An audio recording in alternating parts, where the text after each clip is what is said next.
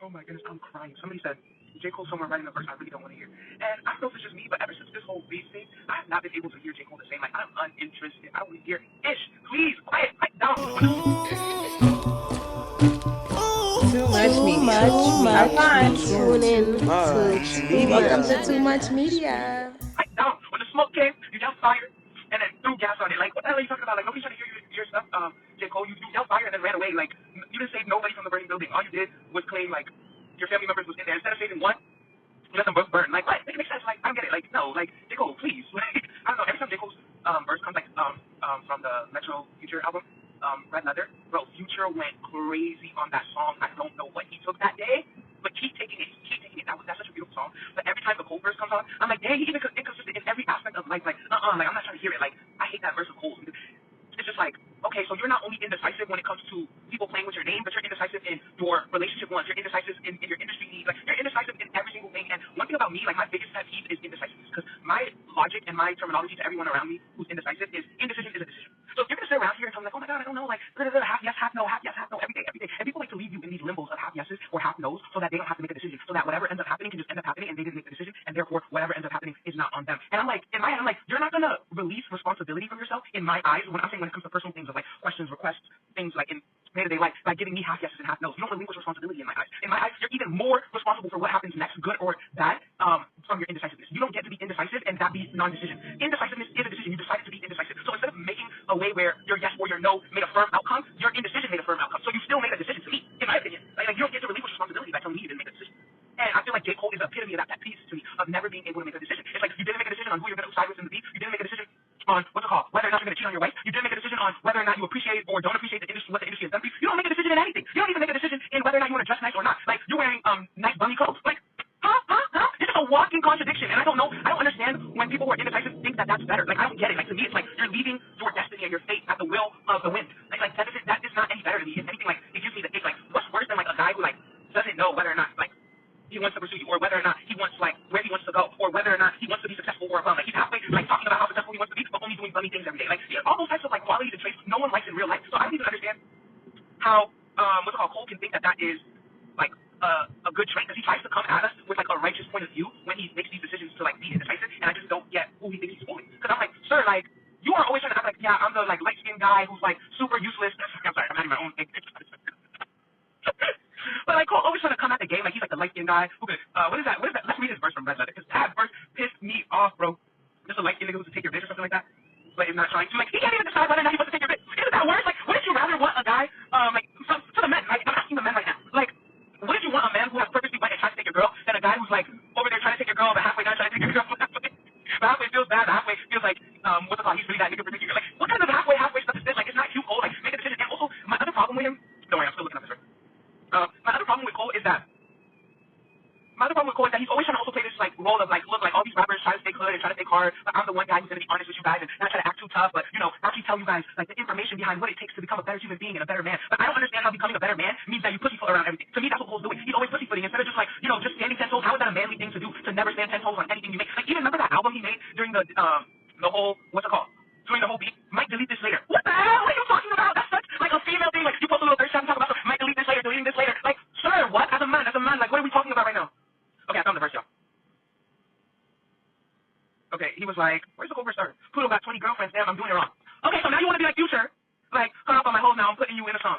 So you cut off the hoes, and then you put one of them in the song. Like, this man, day one, shawty been with me from the playground, alright? Hey now, baby, that's the reason I was playing around. Oh, okay, so you like her because she's been with you all this time, you kept her around. You was like, oh, since the playground, we've been around, but that exact same reason of why you're keeping her around is the exact same reason why you're treating her back. I make it make sense. Like, I feel like Cole, if the rap game needed a label for him, it's like the example of what, like, thinking you're, like, what's it called, wishing to become a man so bad that you accidentally never do. Because, like, sometimes when you overly wish for things, you don't recognize that you're already there, and then you overshoot, and then you just become the opposite of what you're shooting to become. Because to me, it's like, what? Like, sir, make it make sense, you're too damn old. How old is J. Cole? Let's look at J. Cole's age, because this man is too old to be this indecisive. I don't like, to me, I feel like you haven't reached, look, 39.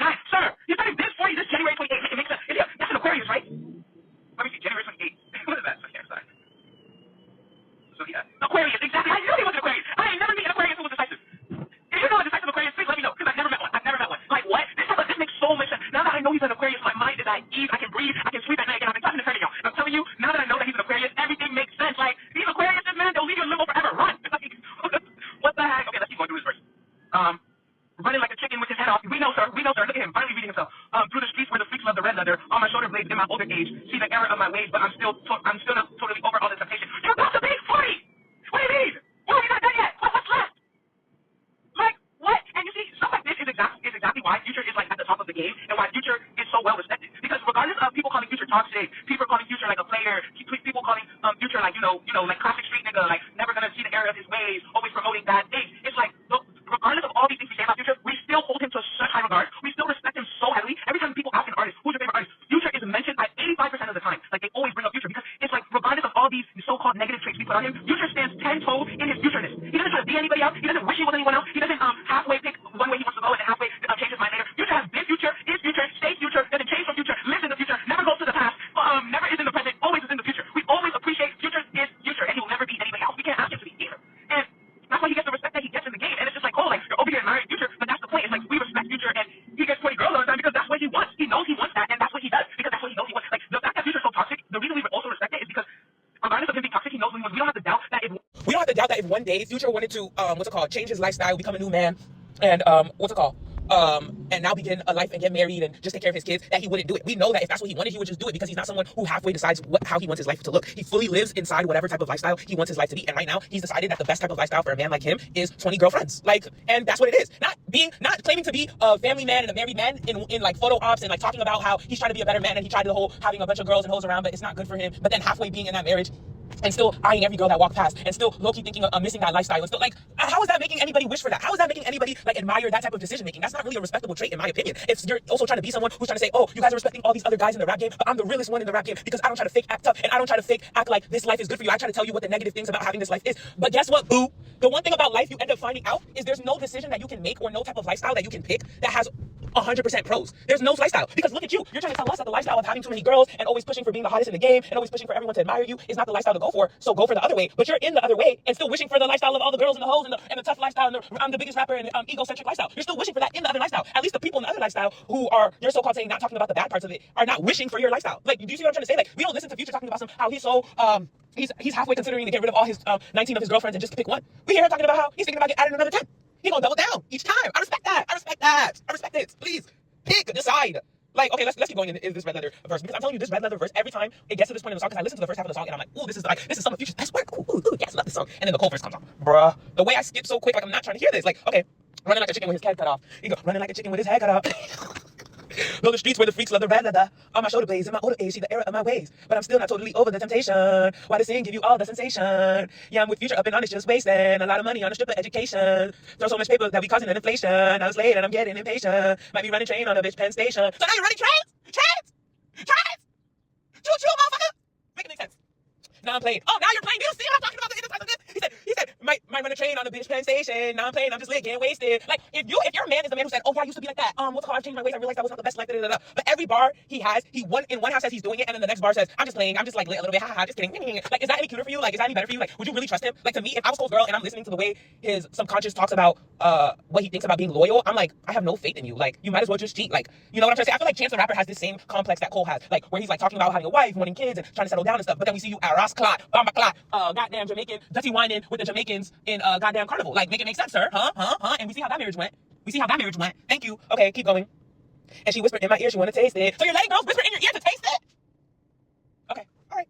Damn, you make it hard for me. But I'm staying strong, I got authority. Like, willpower, when I dub up a baddie, I feel power. So the only reason you're saying you don't want to live this lifestyle is because it makes you feel more righteous that you get to dub girls when they come after you. Like, okay, that's a real I'm trying to be a better man reason. Sure, okay, whatever. Me and Astro 6'4", we in the Twin Towers, twin Glocks with the switch piece that extend shots. I thought you said that these rappers just act tough and that they talk about guns and all this kind of stuff, but you don't.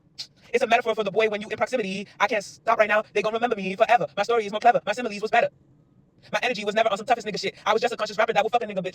You see, this is the part that pisses me off about Cole too, is that he's always talking about consciousness and being a conscious rapper. But I just feel like as I've progressed in my spiritual journey and my conscious journey, that this is not a proof of consciousness. Like the things he talks about to prove that he's more conscious than a regular rapper and that he's more like in tune with his spirituality than most rappers doesn't correlate to me. Because I feel like as you become closer to that version of you that is higher in a higher dimension of spirituality, it doesn't mean not acting tougher. It doesn't mean not it doesn't mean not like being just loyal to one girl. I mean, if that's what your consciousness is telling you is the correct thing for you, sure. But if it's not, I feel like standing 10 toes to me is more proof of your consciousness and your like level of understanding of how the world works than being like half and half in and out of it. Like to me, you're less conscious than like a Future, for example. To me, I don't know. One of the most conscious rappers I listen to personally is Future. I feel as though that he's very, very in tune and in line with what's going on and like how to speak about it in a way that really is gonna cut through a lot of the BS. I feel like another like I feel like when you reach that level, you can't be half and half. Like somebody who was more conscious than anyone we know, for example, is Malcolm X. Did Malcolm X what's it called, preach lack of toughness? Like no, he girl, what do you want me to do? I don't know. I'll call you back, y'all. Anyway, where was I? We were talking about Cole and his indecisiveness and nonsense. I'm gonna keep reading this first because this literally is so nonsense. Like I just really don't understand where Cole thinks he gets the right to speak as though he's the only one preaching peace and pushing, positivity. Because it's just like sometimes the only way to peace is war. Sometimes you have to win the war to find your peace, So I'm just like, I don't even get what he is talking about most of the time. Okay, he said my story was more clever, my similes was better. My energy was never on some toughest nigga shit. I was just a conscious rapper that would fuck a nigga bitch. I was just a college nigga from a rougher premises. Get my nose out the streets, but I love to get away. See, there's all my problem right there. It's like you want to have your cake and eat it too. You're saying that you're not in the streets and you don't claim to be, but you're like a whip of the streets. Like that doesn't make sense, sir. That doesn't show any sort of what's it called? That's not something to applaud. That's not something that we are going to congratulate you for. And you got a whiff of the streets, like, make it make sense. I'd rather you just say that, you went to college and did what you were supposed to do. Like, I just don't understand. Like, oh my God. The action with the risk comes attraction. The blicks get to blasting. I turn into a track star. He said, when they start pulling the guns out, he said, he's a runner, he's a track star. This man is actually a joke. When all the hoes, what the fuck you think I rap for? I've been trying to sling some wood since hacksaw. He said he raps so he could get girls. Okay, that's been on his mind. That's been his dreams.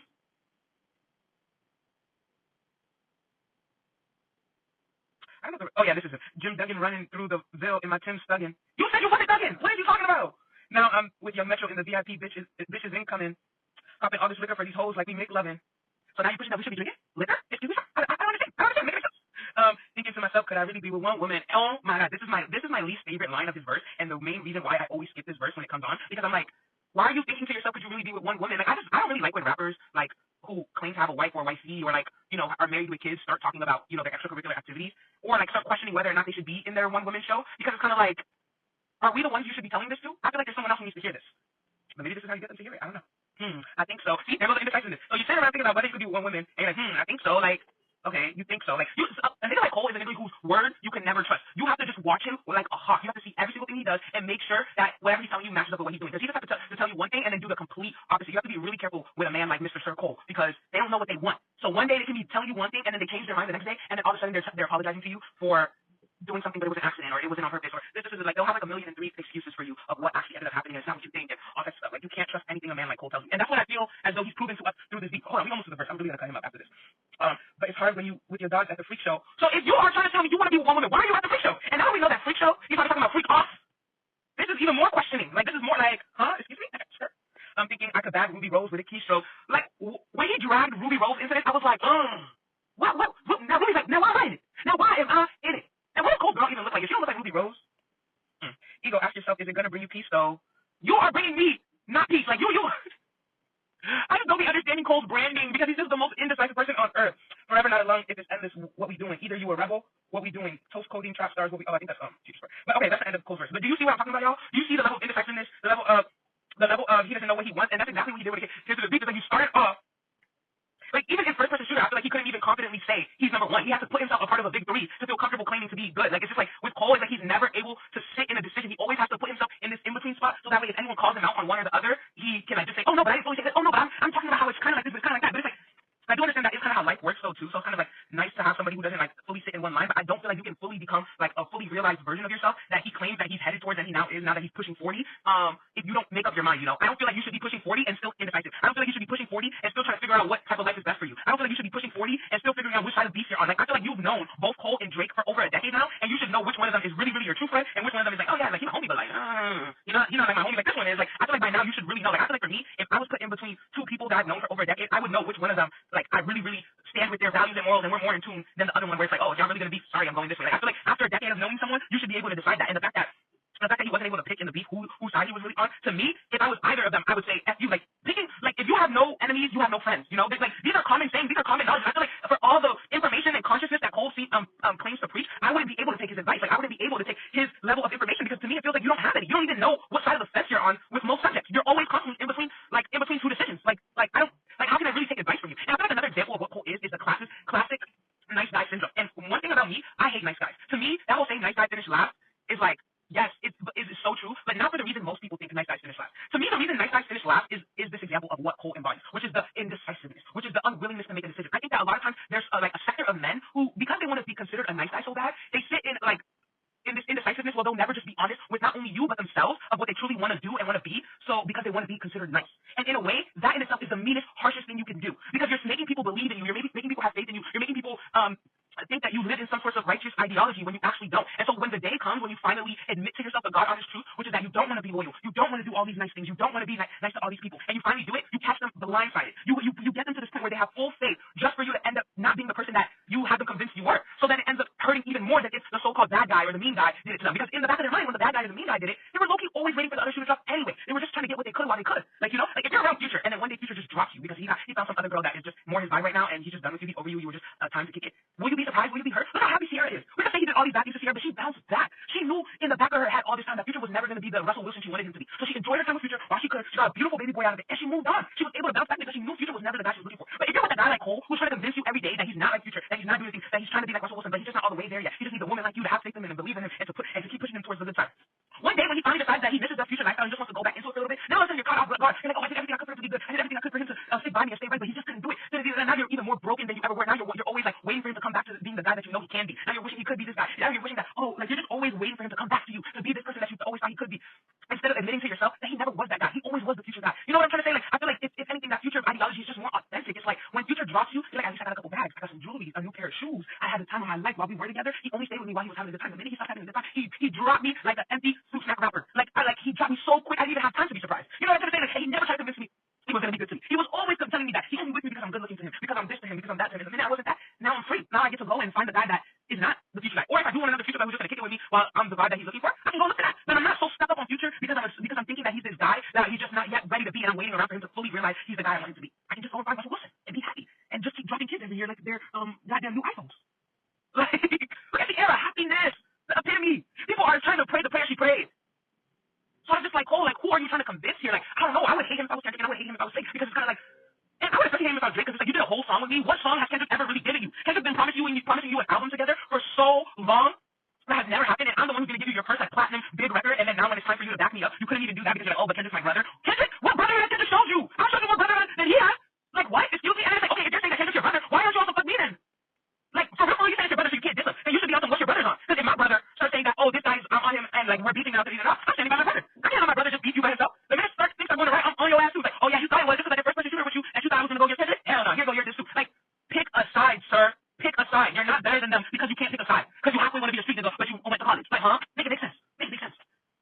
Like, and also I feel like Cole also shows this embodiment of like why I can never respect righteous people is because they live in a constant state of hypocrisy where they're trying to tell you one thing but they also live by another. When they're not completely righteous themselves, but they're trying to tell you what righteousness should look like. It's like you don't know what it should look like. You don't live by it. You talk about how you don't live by it every day. So you can't tell me what it should look like. You can't tell me that you're better than the other rap niggas because you don't act tough. I'd rather you act tough at this point. Make it seem make it. I'm like, bro, Cole, please, like all of that, like please, just do R&B. Cole me to learn how to sing and just sing because I don't want to hear his raps. Like I don't.